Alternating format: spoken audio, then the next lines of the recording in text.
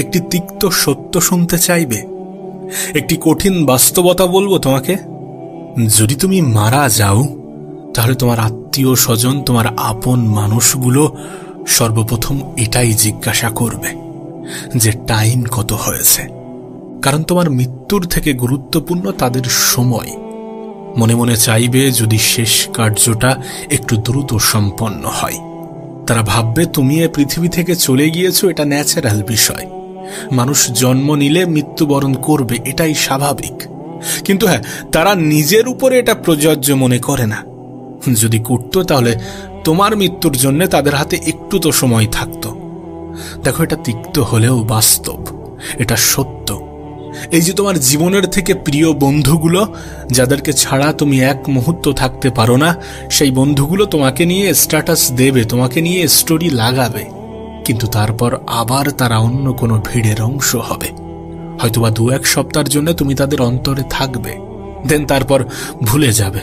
তাদেরও বন্ধু হবে, নতুন নতুন আরো সব বন্ধু জোগাড় হবে, আগের মতোই ভিড় একত্রিত হবে, কিন্তু সেই ভিড়ের মধ্যে তুমি থাকবে না। আমি জানি শুনতে খারাপ লাগছে, আমি জানি মানতে অসুবিধা হতে পারে, কিন্তু এটা তো অস্বীকার করা যাবে না। যাকে তুমি মন থেকে চাইতে, সে হয়তোবা অন্য কাউকে চাইতে শুরু করবে। যে বলতো তোমাকে ছাড়া বাঁচবে না, সেও তোমাকে ছাড়া বাঁচতে শুরু করবে।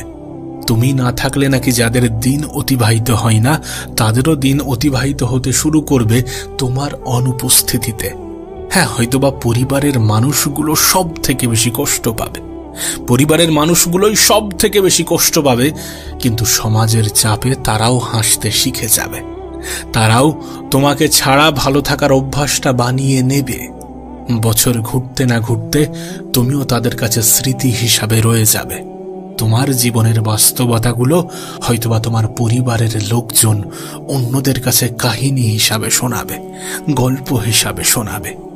প্রশ্ন তো মনে আসতেই পারে, যেগুলো বলার অর্থ কি, এগুলো বলার কারণ কি? বলার অর্থ একটাই, যে পৃথিবী কখনোই কারোর জন্য থেমে থাকে না। তোমার জন্য এই পৃথিবী থেমে থাকবে না, আমার জন্য এই পৃথিবী থেমে থাকবে না।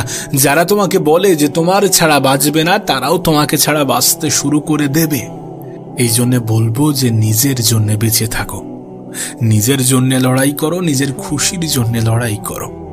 দিন শেষে তোমার কবরে কান্না করার মতো মানুষও থাকবে না। আমরাও যদি একটু ভাবতে শুরু করি, দেখবো আমাদের জীবনের কিছু গুরুত্বপূর্ণ মানুষ, একটা সময় যারা আমাদের জীবনের সব থেকে গুরুত্বপূর্ণ ছিল, তারা হয়তোবা আজ পৃথিবীতে নেই।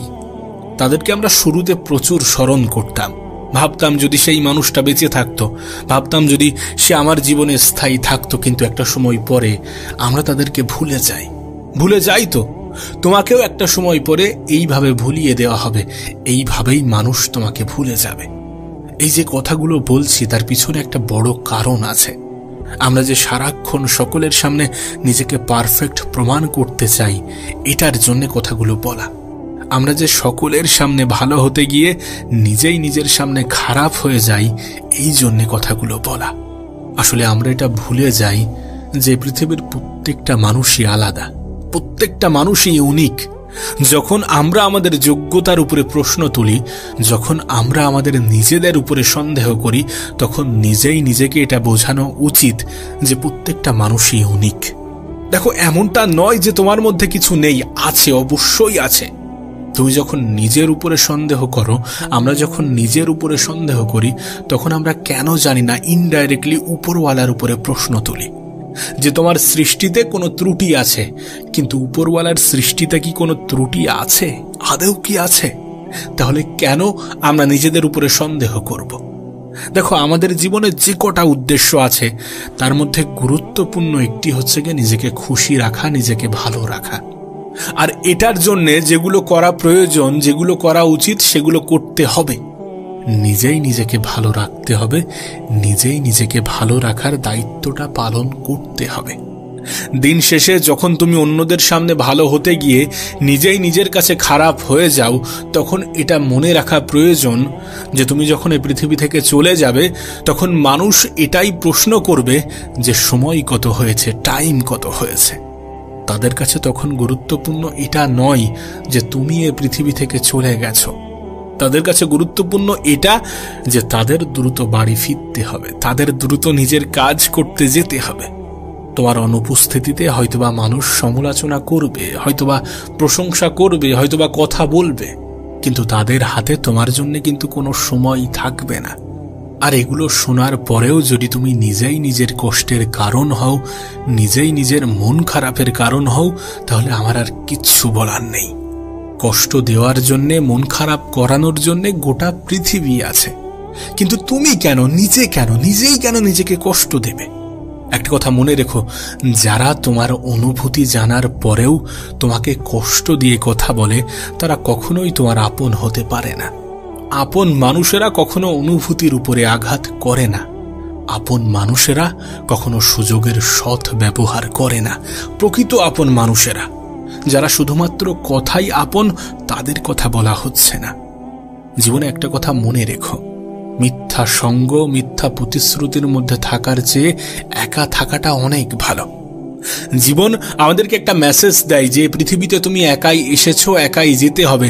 সুতরাং একা থাকার মধ্যে কোনো খারাপ কিছু নেই, একা থাকা যেতেই পারে।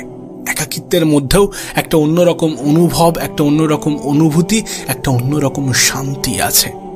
জানো এই যুগটা কেমন? এই যুগটা কেমন জানলে তুমি অবাক হবে। এখানে মানুষ কসম কেটে মিথ্যা কথা বলে আর মদ্যপান করে সত্যি কথা বলে।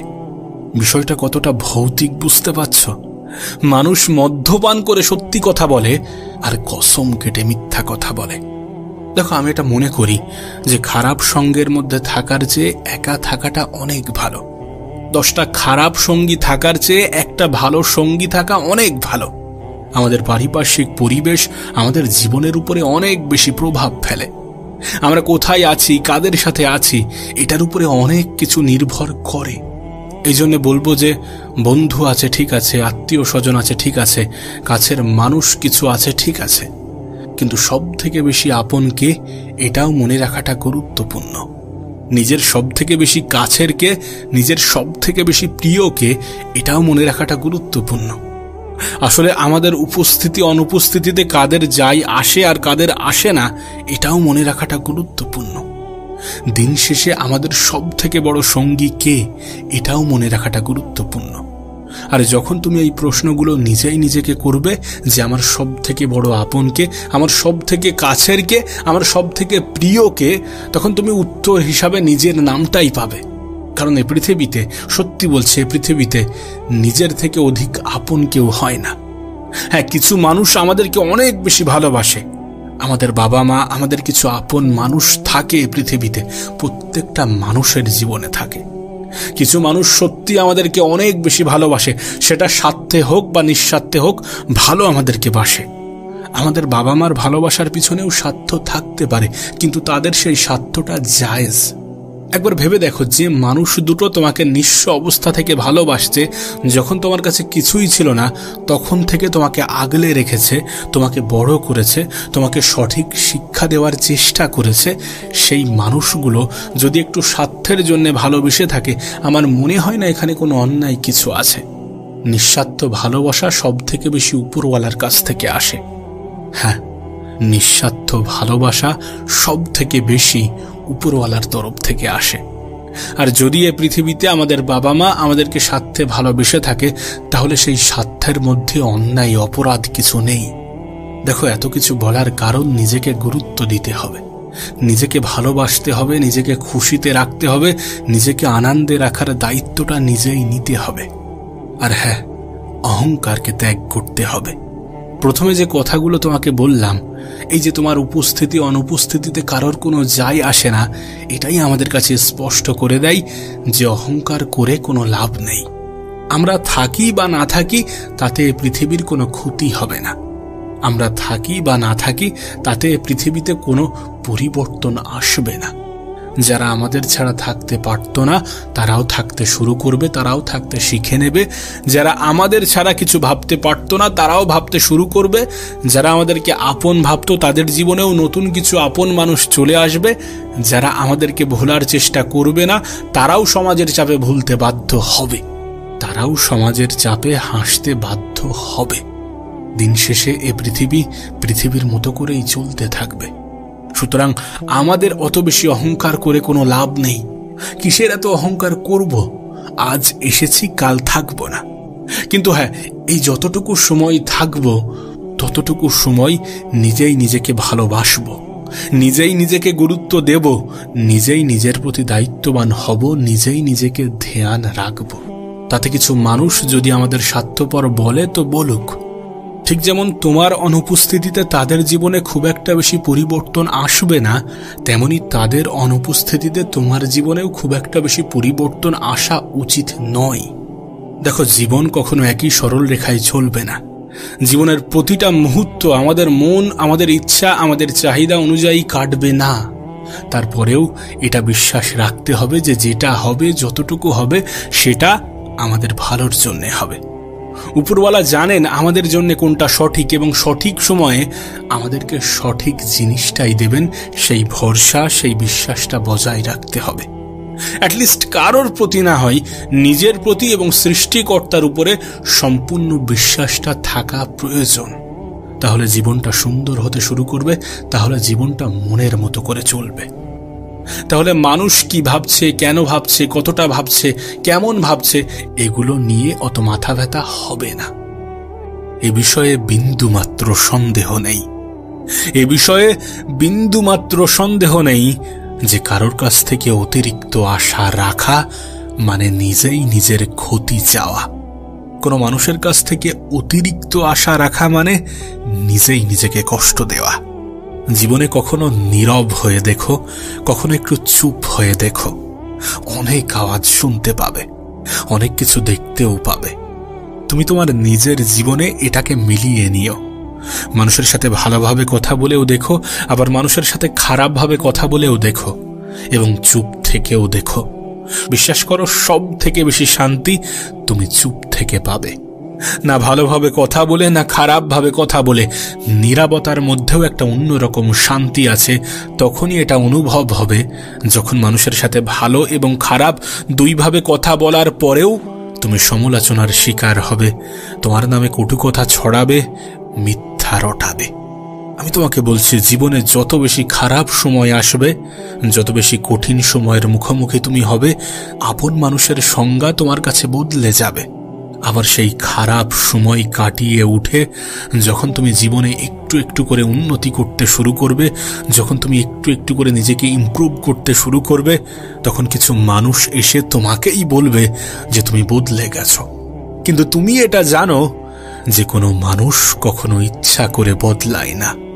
তার পারিপার্শ্বিক পরিবেশ, তার আশেপাশের মানুষগুলো সেই মানুষটাকে বদলে যেতে বাধ্য করে। তার জীবনের কিছু কঠিন পরিস্থিতি, কিছু সিচুয়েশন, কিছু খারাপ সময় তাকে বদলে যেতে বাধ্য করে, তোমাকেও করবে। তাই তো তোমাকে বলি যে তোমার জীবন তোমাকে এমন কিছু শেখাবে যেটা তোমার স্কুল কলেজ কখনোই তোমাকে শেখাতে পারেনি। আর আমাদের জীবন থেকে আমাদের শেখাটা প্রয়োজন। তুমি নিজেই দেখো, যারা স্কুল কলেজ থেকে শিক্ষা নিয়ে জীবনে এগিয়ে যায় তারা যতটা এগিয়ে যেতে পারে, যারা জীবন থেকে শিক্ষা নিয়ে জীবনে এগিয়ে যায় তারা তার থেকে হাজারো গুণ বেশি এগিয়ে যেতে পারে। এ পৃথিবীতে এমন অনেক মানুষ তুমি দেখবে যাদের কাছে ভালো কোনো ডিগ্রি নেই, কিন্তু তারা তাদের জীবনে অনেক বেশি উন্নতি করতে সক্ষম হয়েছে, অনেক কিছু অর্জন করতে সক্ষম হয়েছে। আর কিছু মানুষ এদেরকে অশিক্ষিত মনে করে। হ্যাঁ, হতে পারে সেই দিক থেকে তারা অশিক্ষিত, কিন্তু জীবন থেকে নেওয়া শিক্ষা তাকে অনেক শিক্ষিত মানুষের থেকেও এগিয়ে নিয়ে যেতে পারে। এই জন্য তোমাকে বলবো যে নিজের খারাপ সময়, নিজের কঠিন সময়, নিজের খারাপ পরিস্থিতিগুলো থেকে কিছু শেখার চেষ্টা করো এবং সেগুলোকে নিজের জীবনে প্রয়োগ করার চেষ্টা করো। তুমি তোমার হয়ে লড়বে না তো কে লড়বে? তোমার মনে হয় কেউ তোমার লড়াইটা তোমার হয়ে লড়ে দেবে? কেউ তোমার লড়াইটা তোমার হয়ে লড়বে? তোমার কি মনে হয় এমনটা? যদি মনে হয়ে থাকে তাহলে বলবো তুমি ভ্রান্ত ধারণার মধ্যে ডুবে আছো। নিজের লড়াইটা নিজেকেই লড়তে হয়, নিজের চেষ্টাটা নিজেকেই করতে হয়। মানুষ প্রশংসা করতে পারে, মানুষ সমালোচনা করতে পারে, মানুষ উৎসাহ জাগাতে পারে, মানুষ নিন্দা করতে পারে, কিছু কথা শোনাতে পারে, তোমাকে অপমান করতে পারে, কিন্তু তোমার লড়াইটা তোমাকেই লড়তে হবে। এটা তোমার কাছে স্পষ্ট হওয়াটা প্রয়োজন। তার কারণ এটা যদি তোমার কাছে স্পষ্ট হয়, তাহলে তুমি আর যাই হোক জীবনে হাত গুটিয়ে বসে থাকবে না, আর যাই হোক অন্যকে অভিযুক্ত করে নিজেকে খুব ভালো মনে করবে না। শুরুতেই তোমাকে বলেছিলাম, যদি অন্যের থেকে অতিরিক্ত আশা রাখো তাহলে অনেক বেশি কষ্ট পাবে। জীবন তোমার, তো লড়াই তো তোমারই হবে। আর জানো তোমার অপোনেন্টকে, তোমার প্রতিযোগীকে? অবশ্যই তুমি নিজে। তোমার লড়াই তোমার নিজের সাথে, তোমার প্রতিযোগিতা তোমার নিজের সাথে, তোমার কম্পিটিশন তোমার নিজের সাথে। জানো সেই লড়াইটা কোথায়? এই লড়াইটা কি নিয়ে? প্রতিদিন নিজেকে 1% করে উন্নত করা নিয়ে। প্রতিদিন নিজেকে 1% করে উন্নত করে দেখো, বছর ঘুরে সেটা কোথায় গিয়ে পৌঁছাবে তুমি নিজেও কল্পনা করতে পারবে না। সেটা বছর ঘুরতে না ঘুরতে 365% হয়ে যাবে। তোমার লড়াই তোমার নিজের সাথে। প্রত্যেকটা দিন নিজেকে একটু একটু করে উন্নত করার চেষ্টা করো। যাদের থেকে তুমি নিজেকে দুর্বল ভাবছো, কিছু সময় পরে তারাই নিজেদেরকে দুর্বল ভাবতে শুরু করবে তোমার থেকে। শুধু নিজের জীবন থেকে শেখার চেষ্টা করো, নিজের কঠিন সময় কঠিন পরিস্থিতি থেকে শেখার চেষ্টা করো। জানো কঠিন সময় কঠিন পরিস্থিতি তোমাকে কি বলে? কঠিন সময় কঠিন পরিস্থিতি আমাদেরকে বলতে চাই যে তুমি যদি এই সময়টাকে কাটিয়ে উঠতে পারো, তুমি যদি এই সময়ে ধৈর্য ধরো, তুমি যদি এই সময়ে হতাশ না হয়ে নিজের উপরে বিশ্বাসটা বজায় রাখতে পারো, তারপরে এই সময়টা যখন কেটে যাবে তখন তোমার জীবনটা আস্তে আস্তে সহজ হতে শুরু করবে এবং তুমি জীবনে যতটা চাইতে হয়তোবা তার থেকেও অনেক বেশি কিছু পেয়ে যাবে। আজকের দিনটা হয়তোবা কঠিন, কালকের দিনটা হয়তোবা আরো বেশি কঠিন হবে, কিন্তু আগামী পরশুটা অনেক বেশি সুন্দর হবে। দুর্ভাগ্যজনকভাবে বেশিরভাগ মানুষ আগামীকাল সন্ধ্যায় হার মেনে নেয়। অর্থাৎ আমরা আমাদের জীবনের এমন একটা পর্যায়ে গিয়ে হার মেনে নিই যেখান থেকে আর একটু এগোলে বা যেখান থেকে আর একটু ধৈর্য ধরলে হয়তোবা আমরা আমাদের জীবনে অনেক কিছু পেয়ে যেতাম। জীবনের অনেক সময় দ্রুত রেজাল্ট পাওয়ার যে মন মানসিকতা, এটা আমাদেরকে অনেক বেশি কষ্ট দেয়। না চাইলেই পেয়ে যাব বিষয়টা মোটেই এমন নয়, চাইলেই হয়ে যাবে বিষয়টা মোটেই এমন নয়। জীবনে ভালো কিছু পেতে, বড় কিছু পেতে সময় লাগে। একটু ধৈর্য ধরো, একটু একটু একটু নিজের প্রতি বিশ্বাসটা বজায় রাখো। নিজের থেকে বেশি অন্যের উপরেও তো বিশ্বাস করে দেখেছ, কষ্ট তো পেয়েছ।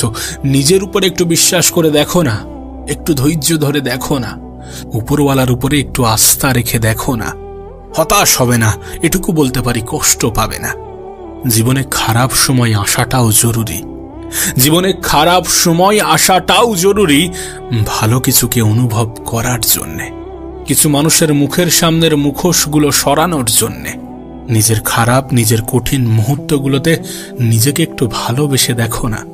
অন্যদেরকেও তো ভালোবেসে দেখেছ, কষ্ট তো পেয়েছ।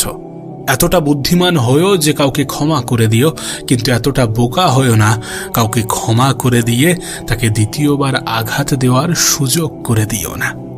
আমি তো বলবো, আসুক খারাপ সময়, দেখাক মানুষ তাদের রূপ, দিক তাদের আসল পরিচয়। তুমি ধৈর্য ধরো, তুমি অপেক্ষা করো, তুমি নিজের উপরে বিশ্বাস, আশা, আস্থা বজায় রাখো। সঠিক সময়ের জন্য একটু অপেক্ষা করো। যারা সমালোচনা করত তারাও প্রশংসা করবে, যারা অভরসা করত তারাও তালি বাজাবে।